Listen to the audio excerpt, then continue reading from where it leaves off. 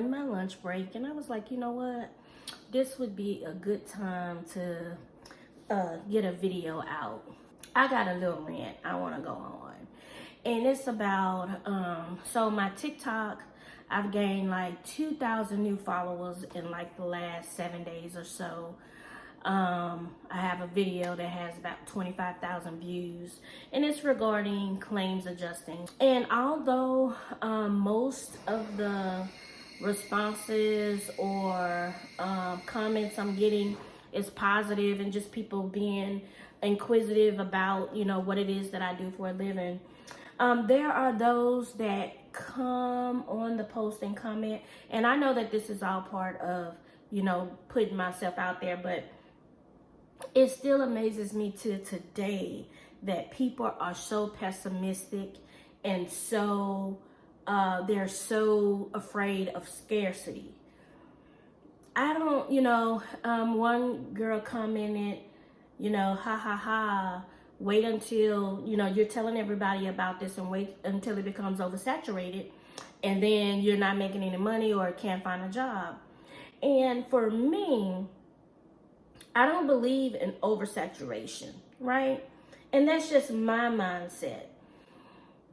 In the field of adjusting, or any field for that matter, I mean, you could say that about any field. Every time someone of, I'm gonna say POC, people of color, start to tell people about the money they make and how they make it and what's required, it's always somebody that's saying, worry about, you know, saturation, the industry being oversaturated. And that's just a crock of bull. That's a mindset. And what I don't do and what I won't do is argue with the mindset.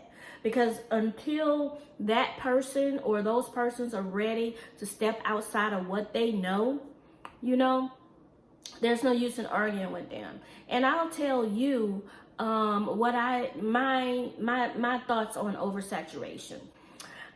There's no such thing. Like in any industry, there's gonna be people that age out, die out, decide that industry is not for them. So there's gonna be room. There's gonna be room to get in and do what you have to do. What you have to do is make it a personal thing, right? Make sure you stand out and you do the best job you can do. And then my only advice to newcomers into any industry, and the claims adjusting industry or any industry, is always attempt to navigate your salary.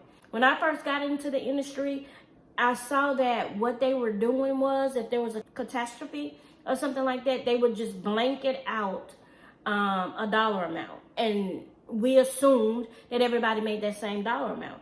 But as I got into the industry and got to talking to people, some people didn't take that. They was like, come on, let's go to the table. Let's talk about my experience. You got new adjusters coming in with no experience. I don't want to be right there with them and we're getting the same amount of work. So you can always go in and discuss your salary. And I think that's where a lot of it come from. A lot of seasoned adjusters feel like newbies are going to come in and just take the first dollar that's offered to them. So that's that on that. I just felt like, you know, and then people are just so pessimistic. And what I'm typically a positive person. Not to say that some days I don't wake up and my energy level is not where it needs to be. I'm going through menopause, of course. But I always try to see the good. I do not project how I'm feeling on other people. And then, like right now, I'm reading, and I made a TikTok about the books that I've read, you know, here lately. But right now, I'm reading Think and Grow Rich. And like stuff like this feeds my soul. And I've read Steve Harvey, Jump.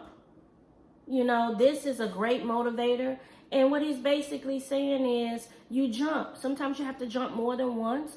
But eventually you might hit the hills, the rocks, you may get scraped up. But eventually, if you keep doing what you're doing, you'll land on your feet.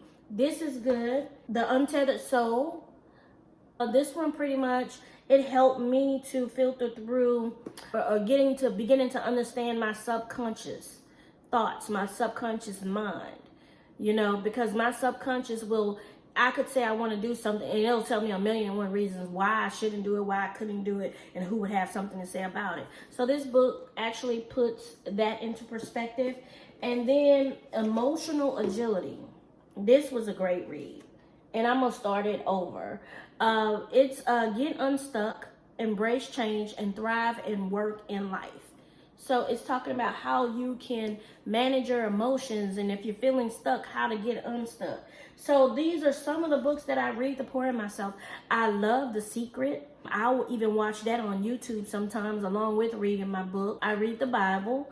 I'm not religious, but you know, that's that on that. And I listen to The Power of Positive Thinking on a regular basis. I have that downloaded on my phone, so I do that. So yeah, this is just a rant about that. I think I'll vlog when I get in the car to go get the girls. Oh, I had somebody come in, tell them about the workload. You tell them about the money. Well, with anything there's work, especially with anything you're making decent money, there's work. Like, I know some pretty successful people, and everything that they do, everybody, it's work. I know how to manage my work. I set diaries. And I understand that it's work. Like, I don't know y'all, so, but maybe it's just me. But I'll come back when I get in the car and head to the pickup line to go pick up my girls. I just wanted to rant about that. Bye.